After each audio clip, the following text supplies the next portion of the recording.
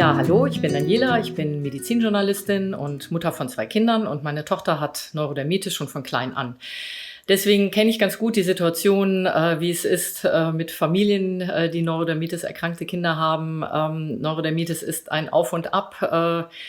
Das Kind schläft nicht durch, es gibt Juckreizkrisen, es gibt Rückschläge, Arztbesuche, aber natürlich auch die emotionale Belastung für Eltern kann hoch sein.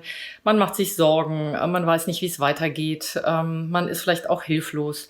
Und das ist schon auch eine Belastung für die ganze Familie und speziell für die Eltern halt. Und da glaube ich, ist ganz wichtig, dass die Eltern in ihrer Kraft bleiben und genug Energie haben, um sozusagen die Neurodermitis zu bewältigen. Und das bedeutet, dass man ganz gut für sich sorgt, und zwar ohne schlechtes Gewissen. Also einmal wären das Entspannungstechniken, die ich empfehlen kann. Also das können systematische Entspannungstechniken sein, wie Meditation oder Yoga, autogenes Training, was man regelmäßig übt und auf jeden Fall schon das Stresslevel sinkt. Wenn man das nicht so gerne mag, reichen auch schon kleine Auszeiten. Also in Ruhe mal ein Buch lesen, sich die 5 Minuten für einen Kaffee nehmen. Das ist auch immer wichtig. Also sollte man sich immer nehmen, die Zeit. Soziale Kontakte sind auf jeden Fall wichtig. Also weiter Freunde treffen, wenn es die Zeit zulässt. Mal die Freundin anrufen. Also dass man da nicht alleine ist. In der Partnerschaft bedeutet das auf jeden Fall abwechseln und Verantwortung abgeben. Gerade bei Neurodermitis sind ja die Nächte oft ein Problem. Es müssen nicht immer beide aufstehen. Also da kann man sich wirklich absprechen und sagen, wer ist heute dran, wer ist morgen dran oder kannst du mal den Arztbesuch machen? Im Moment ist mir das einfach zu viel.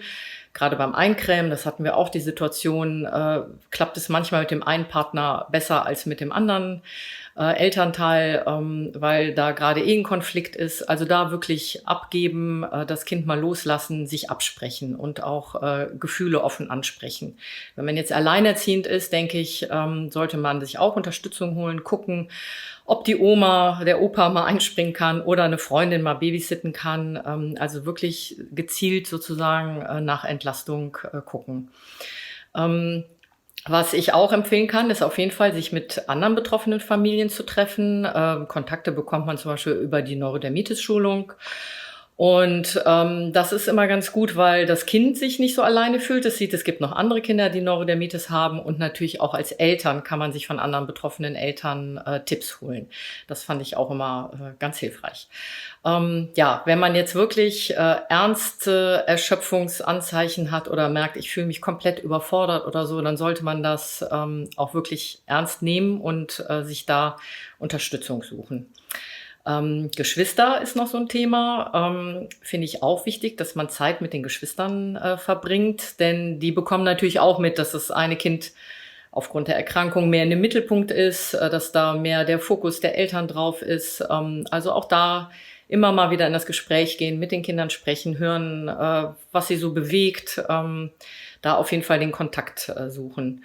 Und das ist was ich generell empfehle für die Familien, wirklich offen sprechen, Gefühle ansprechen, wie es einem geht, was man sich wünscht. Und ich glaube, dann schafft man das wirklich, die Neurodermitis als Herausforderung zu bewältigen. Und das kann sogar das Kind mit der Neurodermitis stärken und natürlich auch den Zusammenhalt in der Familie, wenn man das einfach gemeinsam meistert.